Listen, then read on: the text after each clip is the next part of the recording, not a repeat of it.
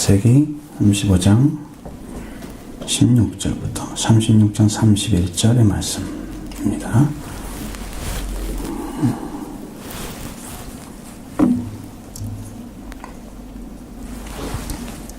16절부터 22절의 말씀을 이렇게 보겠습니다.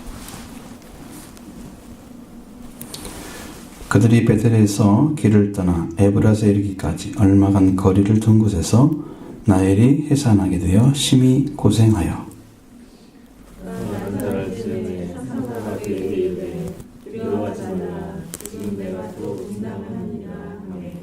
그가 죽게 되어 그 혼이 떠나려 할 때에 아들의 이름을 베논이라 불렀으나 그 아버지는 그를 베냐민이라 불렀더라.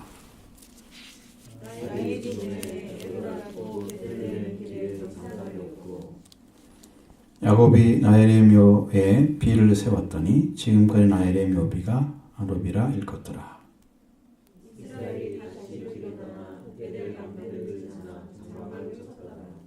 이스라엘이 그 땅에 거주할 때에 루벤이 가서 그 어머니 첫 비라와 동침하며 이스라엘의 일을 들었더라.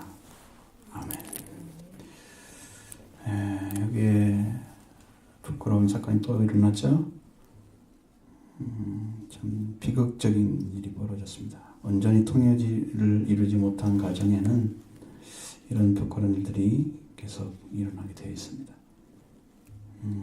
그 장자 루벤이 어머니를 범하는 이제 이런 물론 저기는 첩이라고 하죠. 아버지의 이제 아내이긴 하지만 첩으로 올라온 거죠. 범했더라. 여기서 보면은 베델에서 에브라까지 이제 길이 굉장히 격했다 그랬잖아요. 굉장히 힘든 여정을 오면서 라헬이 지금 아이를 가지고 있었던 거 성경에 나오진 않았지만 여기서 등남하는 모습을 보여줍니다. 그 나엘의 마음에는 이제 죽을 때가 딱 되니까 이름을 갖다 베논이라 이렇게 불러라 그랬습니다. 혼이 떠나려 할 때 이 정도로 얘기했죠. 베논이라면 슬픔의 아들을 얘기하는 거죠. 그러니까 자기의 어떤 감정이나 생각에 섞여서 한 말이에요. 온전한 게 아닙니다. 이것은. 그러니까 베냐민이라 바꿨습니다. 베냐민이라. 슬픔의 아들이 아니고 기쁨, 축복. 이렇게 진짜 굉장한 이름으로 야곱이 바꿔졌다. 그러니까 그 인생이 그러다 그 기쁨이 되어 축복이 되는 거죠. 여러분 사람이 불러준 대로 이루어져요. 이름이라는 것은. 그 사람이 불러준 대로 그 이름의 뜻대로 이루어지는 거죠. 하나님은 계명을 시켜주는 거잖아요. 어떤 사람들의 이름을 바꿔주는 이유가 뭐겠어요. 그냥 부르면 되지. 차이가 별것이 없다면 그것이 아무 문제가 안 된다면 축복이라는 이름으로 바꿀 뭐가 있어요. 이스라엘로 바꿔주면 야곱이라 놔두지. 그렇잖아요. 그게 엄청난 차이인 거예요. 그건 하나님께서 부르시기에 기록한 이름으로 바꿔지는 거죠. 하늘나라에 들어가는 이름으로. 이 땅의 이름 가지고 못 들어갑니다. 여러분 하나님의 나라 갈 때는 누가 누구 이름 기록했다. 지금 우리가 이 땅에 부르는 이름이 거기 기록되었을지 잘 모르겠어요. 그것이 아닐 것 같아요. 하늘나라 기록된 것은 여러분의 생명의 이름. 이 땅에서 사람들이 장명하에 돈을 줘가지고 불러 좋은 이름 찾아왔다. 그 좋은 이름인지 아닌지 모르잖아요. 그 이름이 하늘나라에 기록된 이름인지 아닌지 어떻게 알아요? 그런 것이 아니고 하나님의 나라의 이름은 따로 있을 것 같아요. 여러분 가면 그 나라의 이름들은. 우리는 다 사람이고 우리가 서로를 나누어서 그 사람을 어떤 사람을 부르기 위해서 이름을 지금 만들어 놓은 거잖아요. 하늘의 이름으로 바꿔지면 그건 최고의 축복입니다. 그래서 우리들은 다 하나님의 아들, 딸로 들어가는 것입니다. 혈통으로. 그것이 이제 하나님께서 이름을 주는 목적입니다. 여기서 이제 큰아들이 이 비라와 통관을 하게 되면서 거기서부터 큰아들이 자격을 잃어버렸습니다. 그리고 시몬과 레이는 할례를, 세겜 땅의 할례를 잘못 사용했죠. 그 두 가지로 인해서 이 장자권이 상실되어 버립니다. 그래서 네 번째 아들인 유다에게로 넘어가는 거예요. 장자권이. 그러니까 우리의 삶이라는 것은 정말 한 번 딱 찍어가지고 거기서 뭔가 선을 긋고 새로운 인생으로 출발해가는 그 지점이 없이 그냥 죄를 그냥 묻고 죄와 함께 이렇게 걸어가게 되면 그 죄로 인해서 이게 쭉 이어져요. 죄의 핏줄이. 그러면서 죄가 거기서 재생산되는 일이 벌어져요. 죄가. 하나님의 방법으로 안 살죠. 사람이. 여러분 이게 말씀에서 벗어난 자리에 서버리면 그건 이미 죽음이잖아요. 죽음입니다. 그 놀라운 장자권을 다 잃어버려요.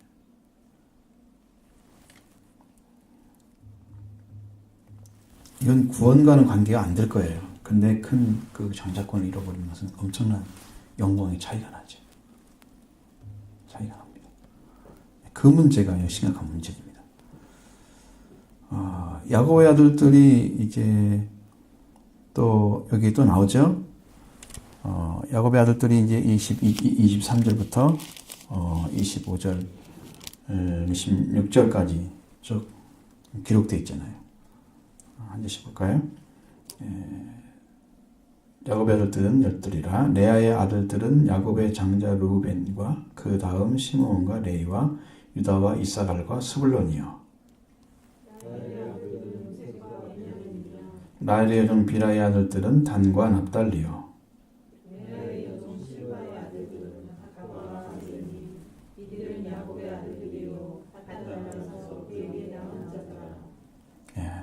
여기서 보면 바단 아람에서 나온 자녀들이잖아요. 전부 대부분이 딱 하나만 베냐민만 다르잖아요. 여기 야곱의 또 아들이 소개되었습니다. 그들은 다른 가정에 비교해서 그 아들들이 결국 잘난 것이 없는 참 그런 모습, 하나 나은 것이 없는, 그리고 여러 가지 문제점들을 가지고 있는 거예요. 왜냐하면 자녀들이 한 부모를 통해서 태어나서 열둘이 됐다 그러면 가능한데, 그래도 좀 통솔이 어렵잖아요. 다른 부모를 통해서 열둘이 됐으니까 몇 명씩 물론 6명 낳은 데 있어서 좀 괜찮지만, 그래도 그 아들들이 그렇게 합쳐져 있다면 그 이제 통솔하기 어렵죠. 자녀들이 야곱의 핏줄은 핏줄인데 어머니가 다르기 때문에. 그럼에도 불구하고 12들의 핏줄은 야곱의 핏줄을 태어났더니 어머니가 다르더라도 아브라함의 하나님, 이삭의 야곱의 하나님 핏줄 속에 태어났기 때문에 그들의 축복된 원류가 상징하는 12지파로 그들을 사용하시는 거예요. 신기하잖아요. 그들이 세워지는 것은 너무 놀라운 축복입니다. 성경에서 그들의 이름으로 계속 불러지는 지파들이 쭉 나오죠. 그리고 우리들은 어떻습니까? 우리는 하나님의 아들로 된 것은 예수님이 십자가에서 흘리신 보혈의 피가 우리 하나님의 자녀들로 부활시켜 놨습니다. 죄는 지승받고 핏줄은 이어지고. 피가 두 가지 역할을 하죠. 그래서 우리들이 올바른 삶을 살아서 자녀라 일컫는 게 아니고 하나님이 우리를 죄를 덮어주기 때문에 자녀가 된 것입니다. 그게 속죄소의 의미예요. 죄를 덮어주는 것입니다. 거기가. 잘못을 많죠. 어릴 때 말씀에 불순종하고. 근데 이것은 우리들의 사고력의 개발이 안 됐거나 혹은 그리스도가 우리에 깊이 심겨지지 않아서, 이 심겨진다는 말은 연합과 관계된 거잖아요. 우리가 로마서 6장에서 연합에 대해 말씀드릴 때 알려드렸죠. 심겨지는 것 같은 거예요. 심겨지는 거. 깊은 관계로 맺어지는 것. 그냥 얕은 관계가 아니고 깊은 관계로 맺어지는 그것이 심겨진 거예요. 우리가 심겨지지 않으면 우리의 의식이나 사고를 그게 지배하지 않습니다. 말씀이. 그렇기 때문에 말씀을 듣는데 행하는 능력은 없는 거예요. 심겨지지 않아서. 깊은 관계를 맺어지지 않았어요. 말씀과. 또 그리스도와도 깊은 관계가 안 맺어지면 말씀은 이해는 하는데 말씀에 살지는 못합니다. 그 안에 들어가서 깊이 사겨지면 주님에서 오는 그 은혜와 사랑이 풍성해지기 때문에 우리가 넉넉히 사랑하고 넉넉히 은혜를 누리며 살아가는 거죠. 이 연합의 관계가 얼마나 큰 축복인지 아시겠죠? 그 예수 그리스도를 통해서 하나님께서 그 더러운 핏줄을 잘라내고 하나님의 핏줄로 우리를 받아들이셔서 하나님을 내 아버지라 부를 수 있습니다. 예수님을 통해서 우리는 하나님의 핏줄을 찾은 거예요. 근원을 찾았어요. 그래서 우리가 우리의 핏줄을 이어갈 수 있는 후대가 필요한 거예요. 예수님은 그를 제자라고 불렀습니다. 그리고 그 제자를 부활시켜서 형제라고 불렀잖아요. 그렇게 해서 이스라엘 핏줄, 영적인 핏줄이 이어지도록 한 거예요. 영적인 핏줄이. 그럼 여러분들도 예수님을 통해서 태어났으면 그 영적인 핏줄이 이어져요. 여러분을 통해서. 그래 제자를 삼아야 됩니다. 제자가요. 여러분을 통해서 자라는 사람이 있어야 돼요. 영적으로. 가르침 받고 있고 또 잘하고. 그렇잖아요. 자, 28절, 29절을 보겠습니다. 27절부터 보겠습니다. 야곱이 기럇 아르바의 마므레로 가서 그의 아버지 이삭에게 이르렀으니 기럇 아르바는 곧 아브라함과 이삭이 거류하던 헤브론이라. 이삭이 나이가 많고 늙어 기운이 다함에 죽어 자기 열적으로 돌아가니 그의 아들 에서와 야곱이 그를 장사하였더라. 아멘. 여기서 보면은 뭐가 나와요? 바로 야곱의 이제 아버지죠 이삭과 이제 그 이삭의 죽음을 통해서 자녀들이 장사하는 모습 그것만 나오죠.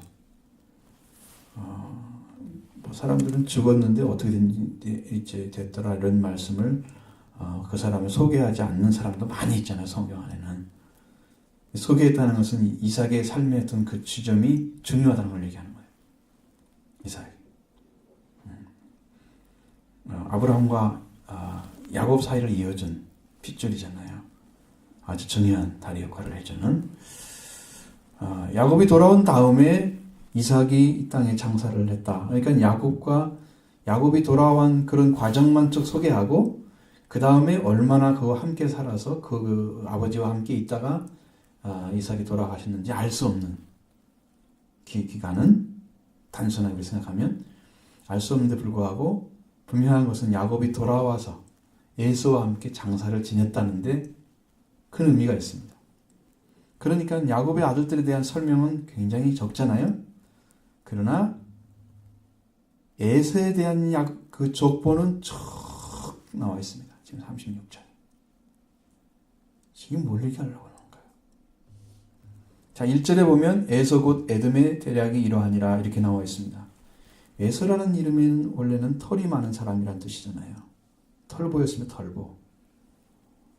그리고 에돔이란 말은 붓다는 뜻을 가지고 있습니다. 에돔 족속 그러잖아요. 에서를 통해 태어난 족속이 에돔 족속. 그러면 에돔 족속은 붓다는 뜻입니다.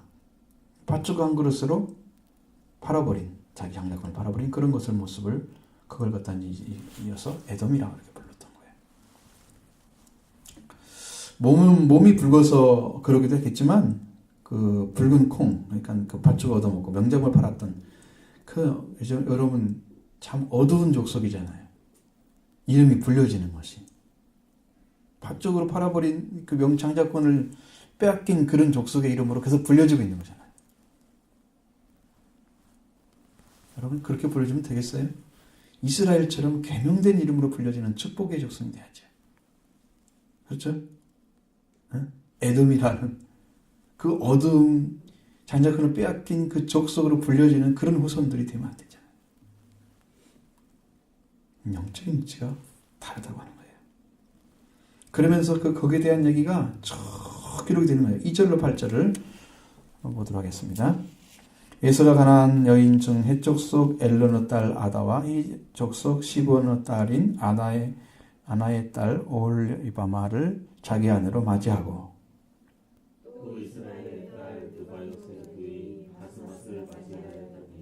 아다는 엘리바스에게서 에서에게 낳았고 엘리바스를 에서에게서 낳았고 바스바스는 루엘을 낳았고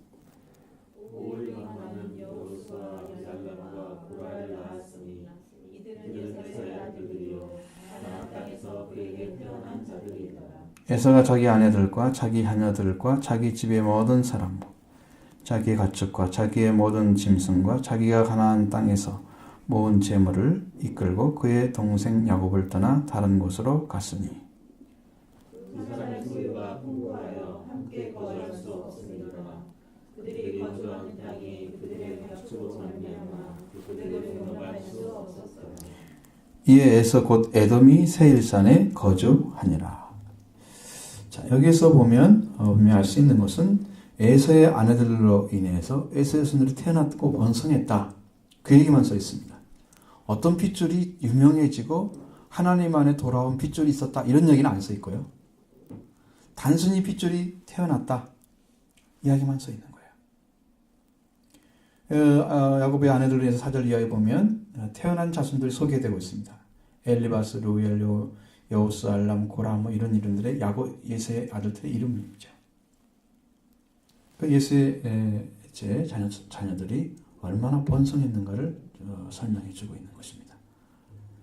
그 다음에 9절부터 14절의 말씀을 보도록 합니다. 세일산에 있는 에돔 족속의 조상 에서의 족보는 이러하고 그 자손의 이름은 이러하니라.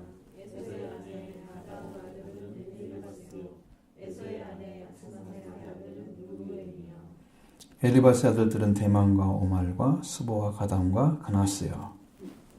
에서의 아들 엘리바스의 첫 이나는 아말렉을 엘리바스에게서 낳았으니 이들은 에서의 아내 아달의 자손이며 누엘의 아들들은 나학과 세라와 삼마와 미사니 이들은 에서의 아내 마스맛의 자손이며 스손의 손녀 아말의 딸 에서의 아내 오홀리바마의 아들들은 이러하니 그가 여우스와 알람과 고라를 에서에게 낳았다. 아멘. 여기서 보면 세일산에 거한 에돔 족속의 조상 에서의 자손 이렇게 기록되어 있죠. 에서의 자손 이렇게 번성하고 했다. 그리고 세일산의 근거에서 퍼져나갔다. 이런 이야기입니다. 그것이 어떤 의미를 가지고 있다는 얘기는 안 해요. 하나님 안에서 퍼져갔다는 얘기도 전혀 없고요. 이것은 단순한 생명의 번성을 의미하는 것입니다. 그 다음에 또 얘기가 이어지죠. 5절부터 19절의 말씀까지 봅니다. 에서 자손 중 족장은 이러하니라. 에서의 장자 엘리바스의 자손으로는 대만 족장, 오말 족장, 스보 족장, 그나스 족장과 고라 족장, 가담 족장, 아말렉 족장이니 이들은 에돔 땅에 있는 엘리바스의 족장이요 이들은 아다의 자손이며 에서의 아들 로엘의 자손으로는 나핫 족장, 세라 족장, 삼마 족장, 미사 족장이니 이들은 에돔 땅에 있는 로엘의 족장들이요 아들은 에서의 아내 아스마스 자손이며 에서의 아내인 오홀리바마의 아들들은 여우스 족장, 얄람 족장, 고라 족장이니 이들은 아나의 딸이요 에서의 아내인 오홀리바마로 말미암아 나온 족장들이다. 에서 곧 에돔의 자손으로서 족장된 자들이 이러하였더라. 아멘. 여기는 에서 자손 중에서 족장된 사람들의 이름들이 기록되어 있습니다. 그 자녀들이 태어났다는 것이 더 많이. 족장으로 이름된 것은 더 많은 후손이 그를 통해 태어날 어른들을 얘기하는 거잖아요. 그러니까 그 중에 또 후손들이 또 얼마나 많이 퍼져갈 것에 대해서 성경은 이야기해 주는 거예요. 어떻게 이렇게 자세히 해놨을까요? 자, 그 다음에 20절부터 30절의 말씀. 그 땅이 주민 호리 족속 세일의 자손은 로단과 소발과 시브온과 아나와 세셀과 산산이니 이들은 에돔 땅에 있는 세일의 자손 중 호리 족속의 족장이요 로단의 자녀는 호리와 헤맘과 로단은 누이 딥나요.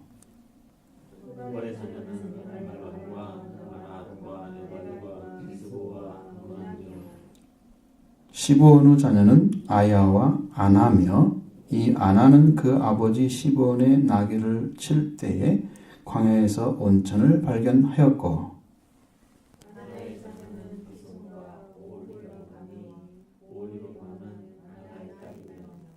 디손의 자녀는 햄단과 에스반과 이드란과 그란이요.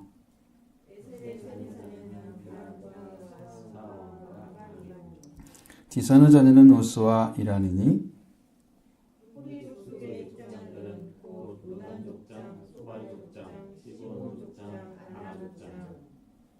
자손 족장, 에슬 족장, 디산 족장이라. 이들은 그들의 족속들에 따라 세일 땅에 있는 호리 족속의 족장들이었더라.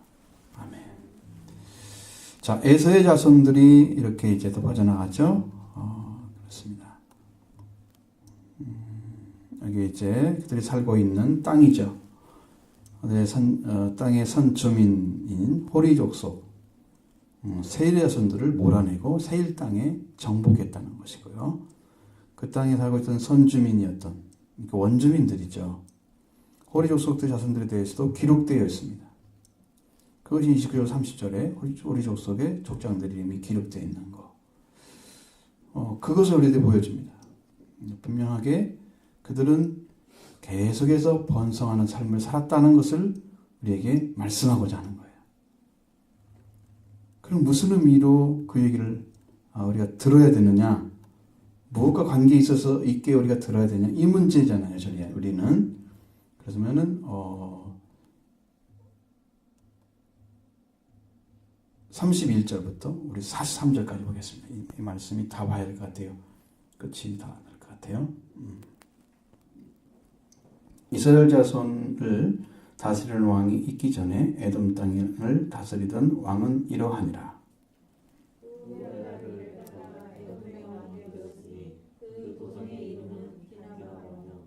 벨라가 죽고 오스라 사람 세라의 아들 요압이 그를 대신하여 왕이 되었고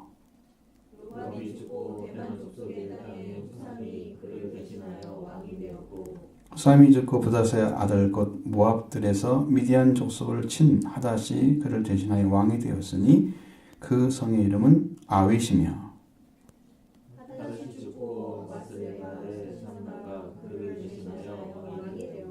삼나가 죽고 이브라데 강변 르보트의 사울의 그를 대신하여 왕이 되었고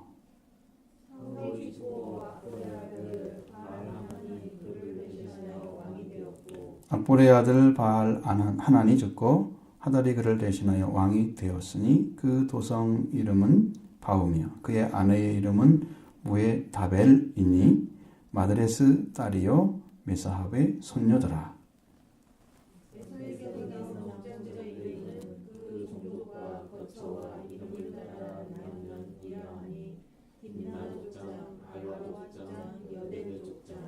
오홀리바마 족장, 엘라 족장, 비눈 족장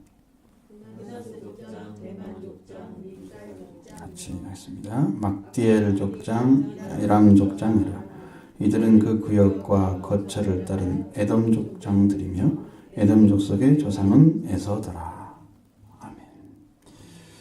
자, 이스라엘 자손을 다스리는 왕이 있기 전에 에돔 땅에 저 땅을 다스렸던 왕들의 이름이 소개되었습니다. 에서에게서 나온 족장들이 이름이 자세히 기록되어 있습니다. 에서는 이렇게 큰 민족의 조상이 되었습니다. 이 땅을 차지한 족장들의 조상으로서 받들고 있었다는 것을 36장을 통해서 보여줍니다. 우리한테 쭉 설명해 주죠. 그러나 어떻습니까? 많이 번성했다 할지라도 그들의 결과는 그리스도와 관계 있는 게 아닙니다. 구원과 관계 있는 족장이 아니고 에서의 출발도 아니죠. 그 결과는 멸망입니다. 이들이 살던 땅은 사막에 묻혀 있습니다. 그들의 핏줄은 영원한 생명에 이르지 못한 죽음이라는 핏줄밖에 되지 못했다. 여러분 성경은 어디에 포커스 맞춰 있습니까? 이 땅이 잘 되는 게 아니에요. 영원한 생명으로 사느냐 못 사느냐 이거예요. 그러니까 내세의 것을 아는 영원한 생명, 하늘에 속한 것을 아는 사람만 이 생명을 맞춰서 그걸 찾는 것이고 거기에 빗줄을 기운의 근을 두지 않고 있는 그들에서의 후손들은 그것과 상관없는 삶을 살아가고 있다. 아무리 많은 수가 번성했다 할지라도 살아있는 빗줄, 하나님과 관계에 있는 빗줄 그 안에 들어가지 않으면 세월이 흘러가면 흘러가도록 가도 빗줄은 번성하지. 그러나 영원히 살 수 있는 게 아니에요. 그래서 그 족속이 크고 작은 게 문제가 아닙니다. 그 근원이 문제입니다. 근원을 어디에 두느냐는 거예요. 그래서 우리가 하나님으로 출발하지 아니한 모든 것들은 다 죽음입니다. 누가복음서에 말씀하신 것처럼 하나님 안에는 모든 것이 살아있느니라. 하나님 나라, 하나님 관계에 있는 모든 생명체는 다 살아있습니다. 하나님과 관계 끊어진 생명체는 다 죽어 있습니다. 하나님 안에만 사는 것이 있어요. 그래서 빗줄을 거기에 두고 그 하나님의 빗줄과 함께 이 땅에 살아가는 그 사람들이 영원한 생명의 씨를 갖고 사는 사람들. 그리고 우리는 작다 크다 이게 문제 아니라는 거죠. 근원이 하나님께 있을 때는 영원토록 번성하는 빗줄입니다.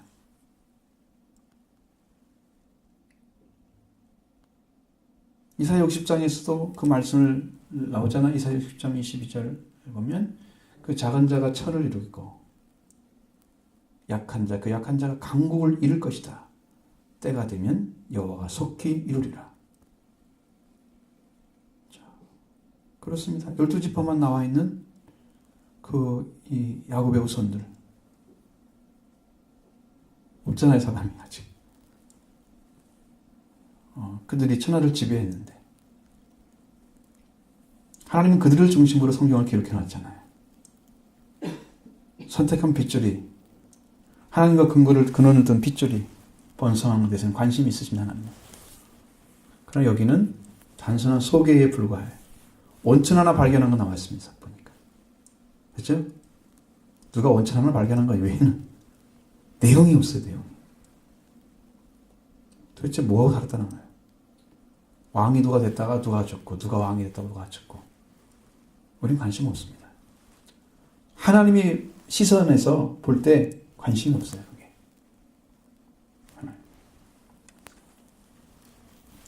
하나님 안에서 살아있는 그 생명의 빗줄은 작은 자가 큰 천을 이룬다. 그렇죠? 가장 어린 자라도 약한 자라도 강국을 이루어지는 축복이 하나님에 있어요. 그건 하나님 안에 근원을 둔 그 생명의 빗줄은요. 번성력이 아주 강하다는 얘기를 하는 거예요. 번성하는 능력이 있다는 거예요. 하나님께서 그걸 이루시기 때문에 때가 되면 온 인류는 사실은 하나님의 빗줄로 다 돌아와야 될 대상들입니다. 그렇게 되지 않았을 경우 하나님은 그걸 내려치시는 거죠. 하나님이 보낸 자 독생자를 박해하거나 그를 대적하게 되면 그는 결국은 가루처럼 부서질 것입니다. 그 위에 떨어지면 가루로 만들어 흩으리라 그랬습니다. 그리스도가 심판에 한번 떨어지면 그는 멸망밖에 할 수 없는, 그러니까 이 땅에 있는 모든 사람들이 하나님께 돌아와야 할 대상임에도 불구하고 자기 자신들을 그렇게 두지 않죠. 전도받는 걸 싫어하죠. 사람들이 교회를 신뢰가 떨어졌다는 의미는 우리 교회인 우리들이 회개해야 할 문제입니다. 세상 사람들이 걱정하도록 하는 그런 교회를 지으면 어떻게 해요? 그런 싸움 때문에 사람들이 참 걱정하고 있으면 되지 않잖아요. 교회를 가면 이렇게 생명을 힘을 얻는다. 이런 진리를 갖도록 해줘요. 희망이 넘치는 오류는 나타나고 선한 행실을 나타나서 참 사람들이 볼 때 이건 하나님의 자녀만이 할 수 있는 일이구나. 이 아름다움을 증거해야 될 사람들입니다. 우리가 하나님께 뿌리를 두고 있으면서도 세상의 물질과 관계에서 끊어지지 않고 있는 그리스도께 뿌리를 깊이 두고 튼튼하게 서서 이 하나님 보내신 예수 그리스도 안에 있는 하나님의 사랑, 넓이와 깊이와 높이와 그런 도량을 다 찾아서 하나님의 사랑을 증거하는 교회가 되어야 이 축복을 증거해주는 참 교회가 되어야 이 근원을 찾지 못한 자들. 문제점은 아무리 많이 번성해도 세상에 생명을 살리는 능력 가운데 들어가지 못한 하나님과 관계하는 핏줄이에요. 이게 두려운 거예요. 교회들이 하나님으로 일컬어지는 그 자리에 있으면서 이스라엘 민족처럼 결국 하나님께서 그들을 다 사용하지 못하고 독생자 예수 그리스도를 보내는 핏줄 하나만 딱 사용할 수밖에 없는. 왜 하나님 약속하기 때문에 그걸 이룰 수밖에 없는 거잖아요. 우리 민족의 약속을 했으면 우리 민족을 통해 이뤘겠죠. 처음부터 시작을 그렇게 했으면. 그건 하나님의 선택이기 때문에 우리가 왜 그렇게 했느냐 물어볼 수 있는 것도 아니고, 질그릇이 만든 분한테 왜 나 이렇게 만들었습니까? 무슨 그런 할 수 있는 권세가 있나요? 없죠. 태어난 자식이 왜 낳게 했어요? 어떻게 할 수 있어요? 나는 알지 못하고 태어났잖아요. 부모를 통해서. 낳고 보니까 내가 지금 있는 거예요. 나는 나아진 존재예요. 수동적이죠. 100%. 그렇기 때문에 하나님의 선택에 대해서, 하나님의 의지에 대해서 우리가 알을 수 없는 거예요. 그러나 하나님께 근원을 두지 않았다, 뒀다, 이것은 우리가 충분히 이 땅에서 볼 수 있는 부분이죠. 핏줄의 그 결과도 마찬가지고 삶의 결과가 어떻게 드러날 것인가에 대해서도 정확히 나와 있잖아요. 성경에. 자, 여러분 이런 근거를 생각해서 우리가 하나님의 핏줄에 있다는 사실만으로도 여러분 감사하기 바랍니다.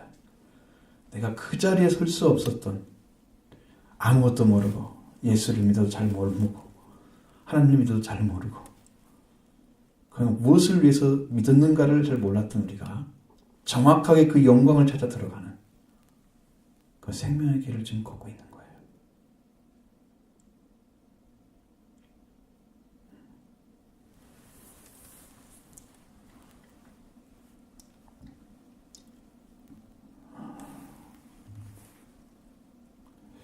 영적인 것은요, 이 세상과 다르기 때문에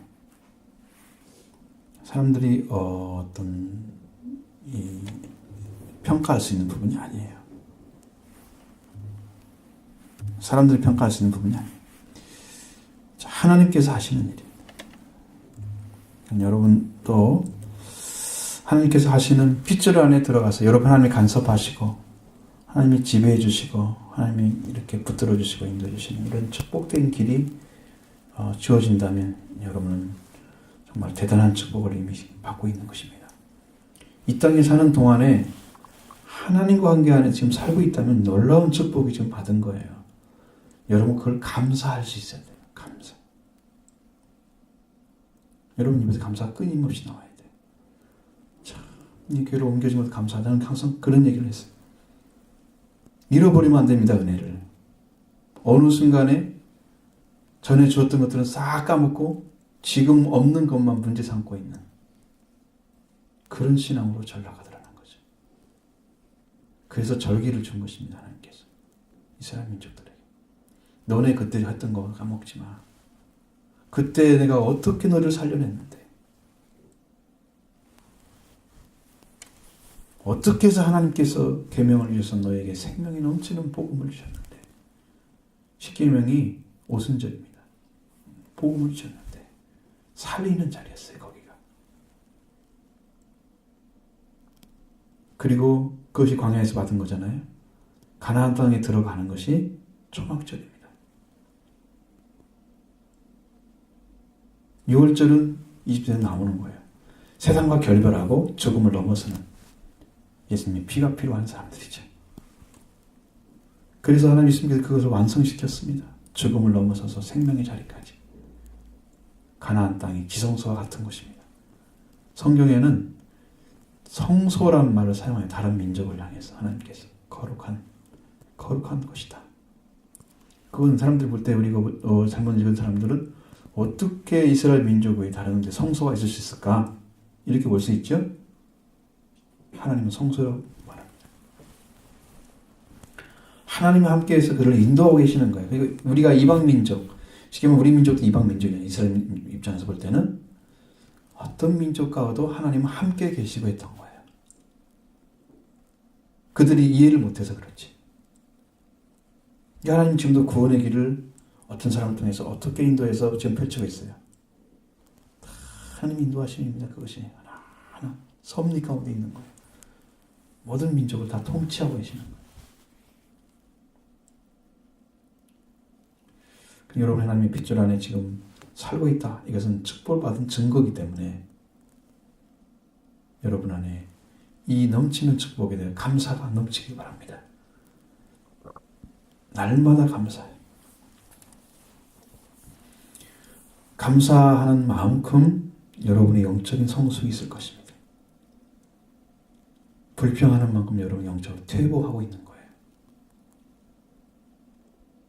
하나님의 역사하심과 인도하심을 인정하지 않는 사람들은 불평만 할 것입니다. 이것도 감사해. 그러니까 사도 바울의 이야기가 범사에 감사란 말은 지금 우리가 그리스도를 믿고 그 안에 살고 있으면 그렇게 살아가는 게 하나님의 뜻이라고 가르쳐주는 거예요. 그 삶을 계속 살아서 하나님 안에 있는 삶을 확인하고 하나님의 은혜가 임재하도록 하는 거예요.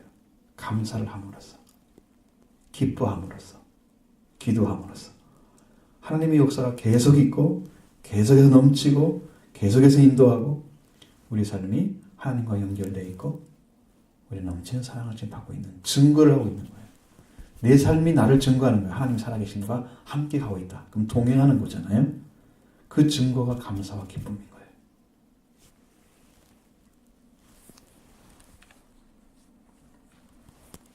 근데 내 본의로 뚝 떨어져 가지고 말씀 없이 나 중심에 내가 바라보는 시각을 가지고 세상을 바라보고 있으니까 감사가 안 나오죠. 내 눈으로 보는데 뭐가 감사해? 하나님의 눈이 와야 감사하죠. 하나님은 지금 나를 지키고 계시고 지금부터 뜨시고 계시는데 감사하죠. 감사한 것입니다. 그 하나님의 이제 핏줄로 들어간 그 위치부터 하나님은 지금 우리를 통치하고 계시는, 그래서 우리가 하나님 나라예요. 우리들이 요한계시 나온 것처럼 우리를 예수님의 피를 통해서 나라와 제사장을 삼으신 하나님께 감사라고 말씀하고 있는 거예요. 우리를 나라로 삼으시고 제사장으로 삼으셨어요. 다른 사람의 생명으로 해서 제사를 드려줄 사람이 제사장이잖아요. 우리에 사는 게 아니고 다른 사람에게 살 수 있도록 우리를 통치하는 하나님의 통치 안에 들어가도록 그 은혜를 주신 것, 다 하나님의 섭리 가운데 있는 거예요. 여러분 이것이 밝아져가지고 점점점 넓혀지는 은혜, 축복된 은혜들이 여러분 안에 잘 발견되면 여러분 그 안에서 감사하고 또 감사할 거예요. 그러면 이제 이런 신앙이 점점점 여러분 안에 깊어지면 그게 뭐냐면은 하나님이 나를 지금 인도하신 걸 내가 인정하고 받아들이는 거잖아요. 그럼 뿌리가 깊어지는 거예요. 거기서 또 영적 성장이 일어나기 시작하는 거예요. 근데 하나님 지금 함께 하신 자체도 인정하지 않고 믿지도 않고 있는 사람은 하나님 어떻게 와서 또 일을 도와줘요? 영적 뿌리를 어떻게 밀어요? 그죠? 그러니까 근원을 찾으셔야 돼요, 여러분. 지금 그걸 인정하고 받아들일 때 오는 거예요, 하나님께서. 나를 하나님께 그렇게 만드셨구나, 예수님을 통해서. 받아들이십시오. 그리고 인정하시고 여러분 입에서 감사가 넘치기 바랍니다. 이렇게 하나님의 핏줄로 들어가는 삶이 여러분 이루어져야 돼요.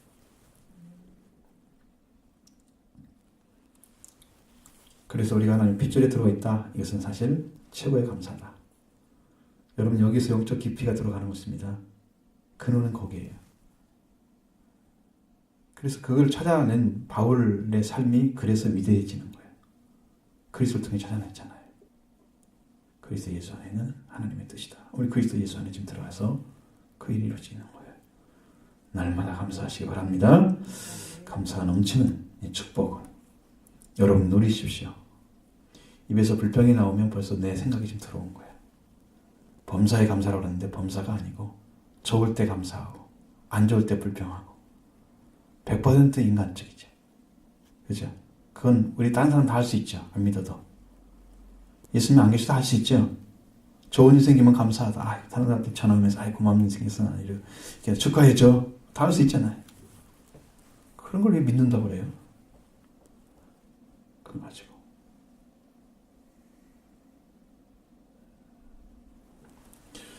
그래서 이 복음 속에서 무한대한 하나님의 사랑을 발견하셔야 돼요. 에서의 빗줄은 아무리 번성하고 왕이었죠, 족장이었죠.